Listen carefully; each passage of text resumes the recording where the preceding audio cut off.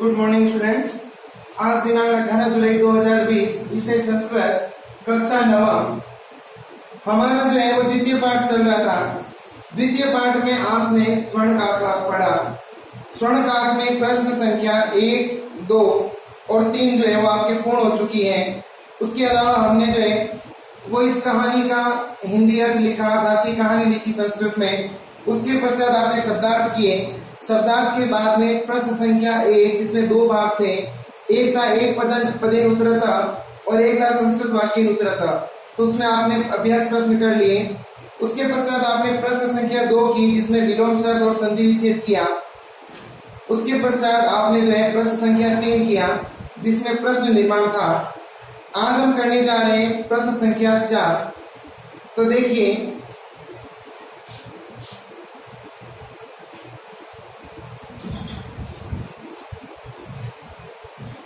प्रश्न संख्या 4 कहता है,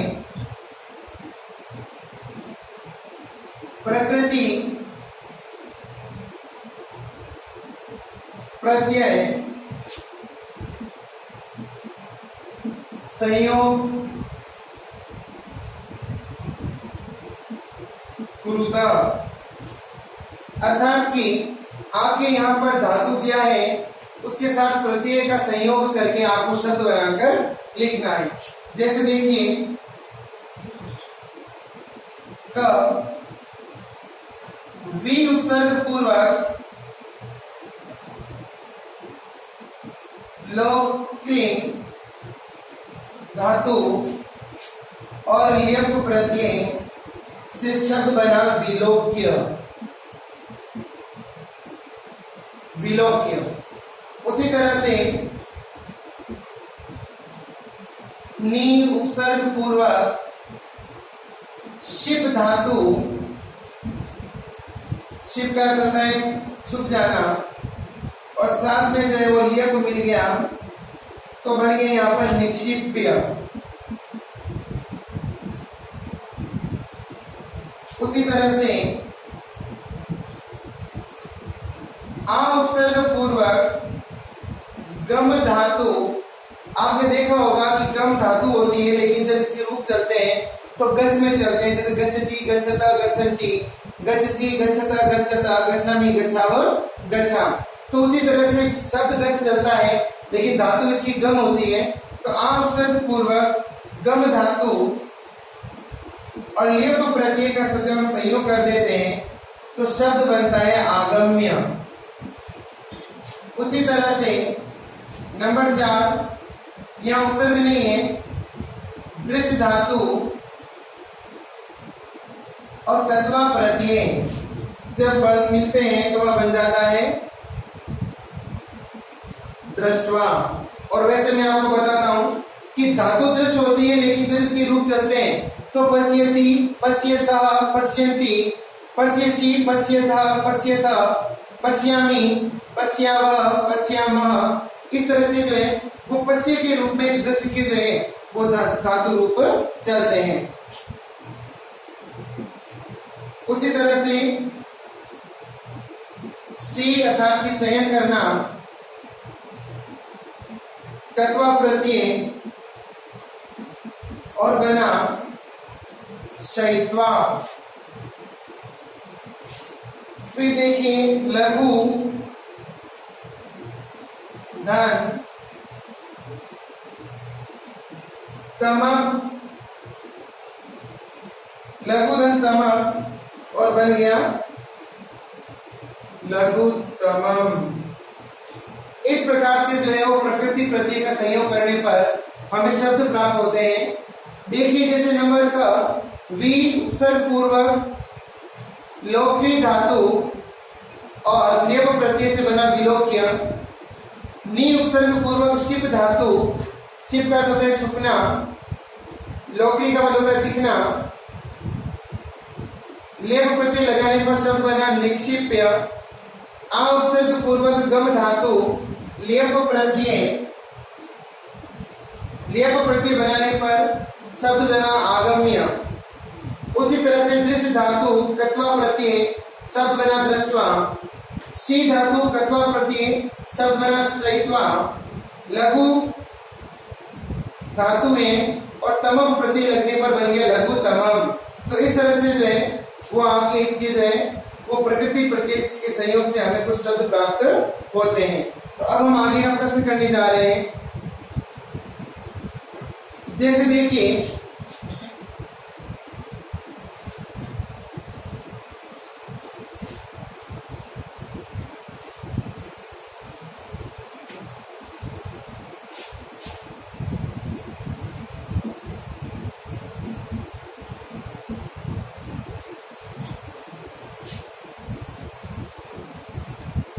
प्रश्न संख्या 5,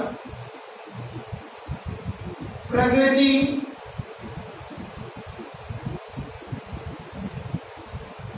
प्रत्यय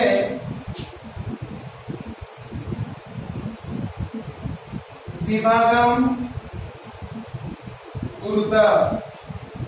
प्रकृति प्रत्यय विभागम कुरुता, आपके यहाँ पर कुछ पद दिए जा रहे हैं, शब्द दिए जा रहे हैं, उनमें आपको धातु और प्रत्यय अलग अलग करना है।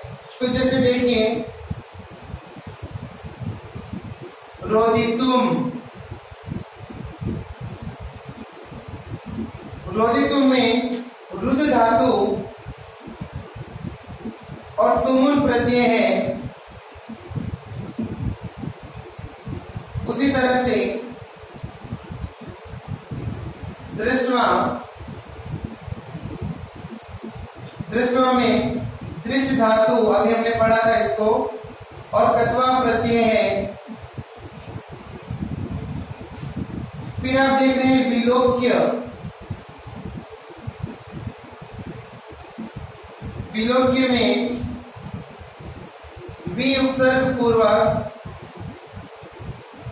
लोक धातु और लियप प्रत्यय है। फिर देखिए आप निक्षिप्य, निक्षिप्य में नि उपसर्ग पूर्वक शिप धातु और लेप प्रत्यय, जो कि अभी हम थोड़ी देर पहले पढ़ चुके हैं पिछले प्रश्न में। फिर आपके आगत्य, आगत्य में आ उपसर्ग पूर्वक गम धातु और लेप प्रत्यय है। उसके पश्चात सहित्वा सी धातु कत्वा प्रत्यय और आगे है लघु तमाम।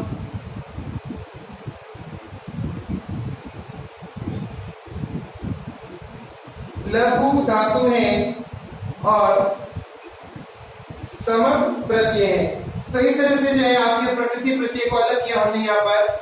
जैसे रोदितु में रुद धातु तुमुल प्रत्यय, दृष्टवा में दृश्य धातु कत्वा प्रत्यय, विलोक्य में वी उपसर्ग पूर्वक लोक धातु है और लिप प्रत्यय है। निक्षिप्य में नि उपसर्ग पूर्वक शिप धातु और लिप प्रत्यय। आगत्य आ उपसर्ग पूर्वक गम धातु और लिप प्रत्यय से आगत्य शब्द बना है।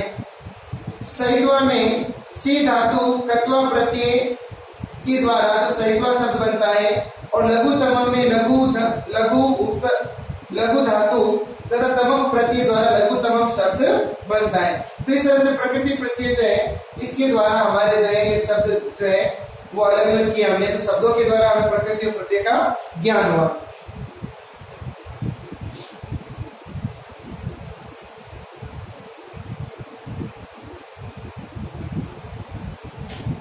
अगला प्रश्न देखिए, प्रश्न संख्या 6, अधोलिखितानि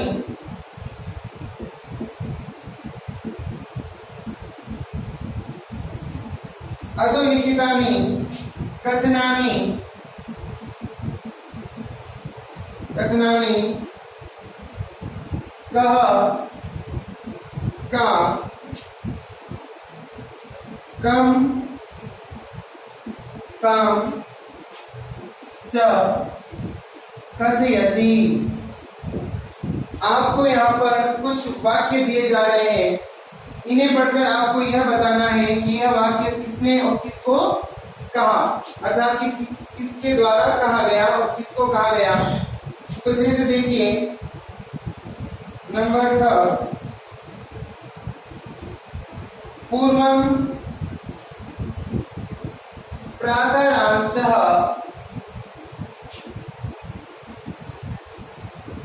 क्रियाताम, पहले तुम्हें सुबह का नाश्ता कर लेना चाहिए। यह वाक्य किसने कहा? तो यह वाक्य यहां आ जाएगा स्वर्णकाकः के द्वारा कहा गया। और किसके लिए कहा गया? निर्धना बालिका, निर्धना बालिका। आप जानते हैं कि ये वाक्य जो है हमारी कहानी में स्वर्णकाका द्वारा निर्धन बालिका को कहा गया था। दूसरा वाक्य है सूर्यातपे, सूर्यातपे तण्डुलान् खगेभ्यो रक्षा, सूर्य की रोशनी में रखे गए चावलों की पक्षियों से रक्षा करना। ये किसने कहा था? ये माता के द्वारा कहा गया। और किसको कहा गया? बालिका को।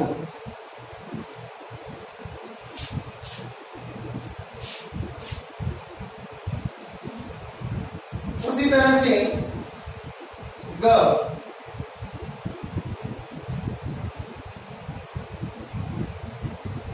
तण्डुलान् मा भक्षय, चावलों को मत खाओ। यह वाक्य आप जानते हैं कि हमारी कहानी में बालिका ने स्वर्णकाक से कही थी।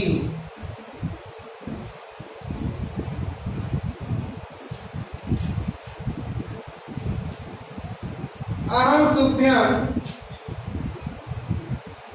अहम तुभ्यम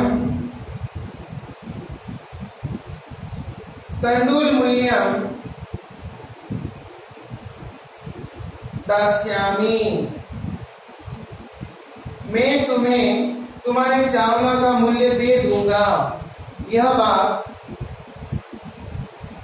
स्वर्णकाक के द्वारा बालिका को कही गई।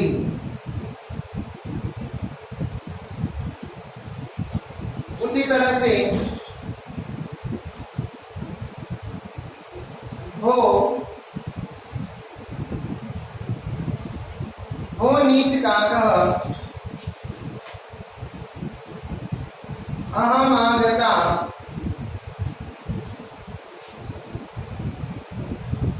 मह्यम तण्डुल मूल्यम प्रयच्छ। हे नीच कोए, मैं यहाँ आ गई हूँ, अब मुझे तुम मेरे चावलों का मूल्य दे दो। यह बात जो है वो लुब्धा बालिका अर्थात की लालची लड़की के द्वारा किसको कही गई? स्वर्णकाक,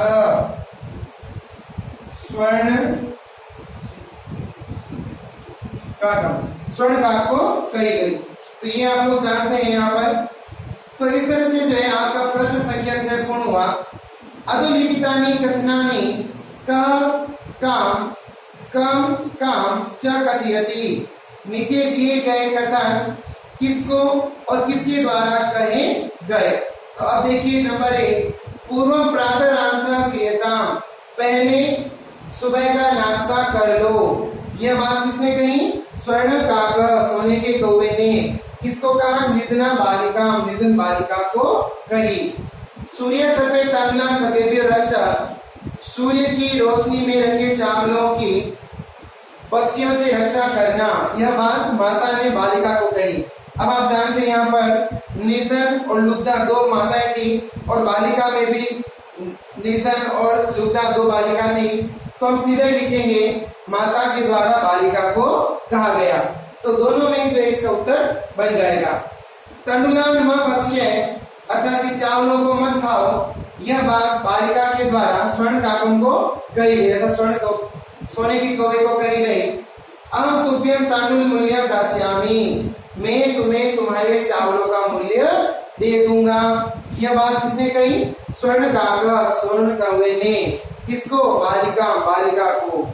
दो ये भी जो है वो आपके दोनों में चलता है, क्योंकि ये दोनों में ही वाक्य जो है वो स्वर्ण काक ने कहा था, लेकिन बालिका लुब्धा की थी, हम यहाँ पर सीधा बालिका में लिख देंगे, दोनों में चलेगा।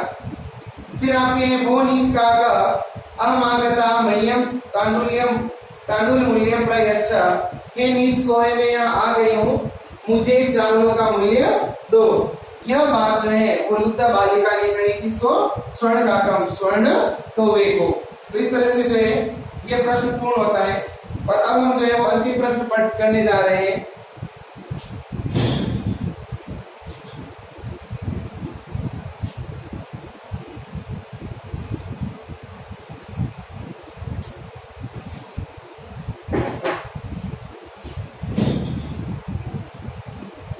प्रश्न संख्या 7,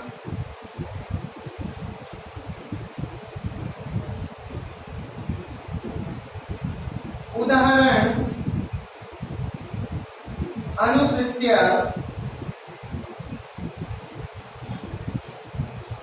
कोष्ठगतेषु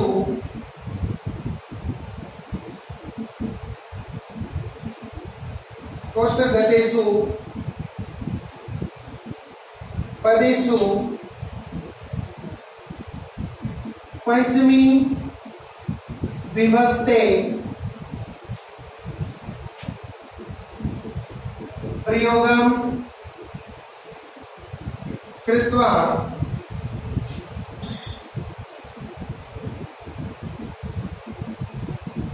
रिक्त स्थानानि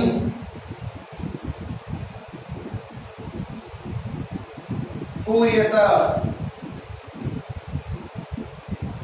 उदाहरण के अनुसार कोष्ठक में दिए गए पदों की पंचमी विभक्ति का प्रयोग करके रिक्त स्थानों की पूर्ति कीजिए। जैसे मूषकः बिलात् बहिः निर्गच्छति। शब्द है बिल, और इस तरह से जो है बिलात जो है वो इसका पंचमी विभक्ति है।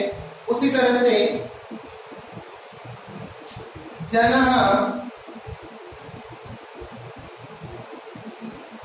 खाली स्थान है यहाँ पर, बहिः आगच्छति।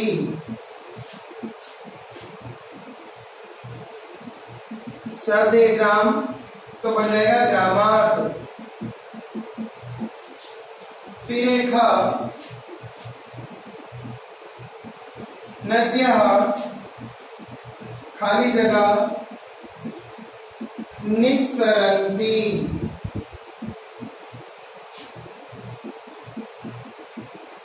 तो यहां आ जाएगा पर्वतात्। उसी तरह से रिक्त स्थान पत्राणि पतन्ति। वृक्ष, तो यहां आ जाएगा वृक्षात्।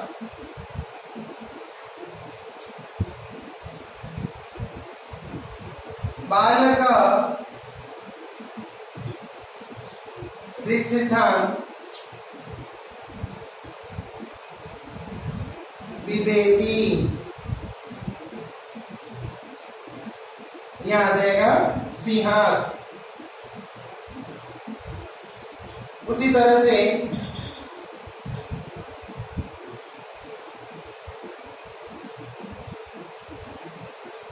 ईश्वर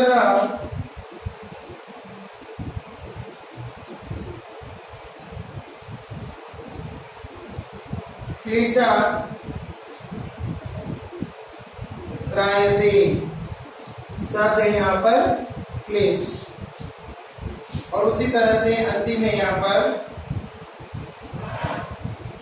प्रभु भक्तम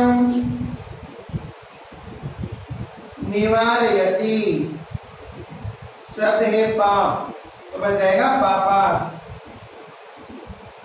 तो यहां पर हमने पंचमी विभक्ति का प्रयोग किया है।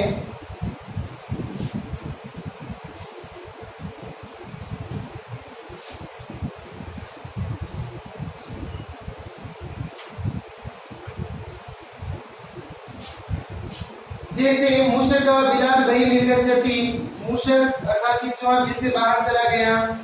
जल ग्रामात् बहिर्गच्छति, लोग गांव से बाहर जा रहे हैं। नद्य पर्वतात् विसरन्ति, नदियां पर्वत से बहती हैं। ग्रामात् वृक्षात् पत्राणि पतन्ति, वृक्ष से पत्ते गिरते हैं। बालकः सिंहात् बिभेति, बालक सिंह से डरता है। ईश्वर क्लेशात् त्रायते, ईश्वर क्लेश से रक्षा करे। और प्रभु भक्तम पापात् निवारयति, प्रभु भक्त को पाप से बचाए, निवारण करे। तो इस तरह से जो है वो आपके यहाँ जो है ये पाठ पूर्ण होता है।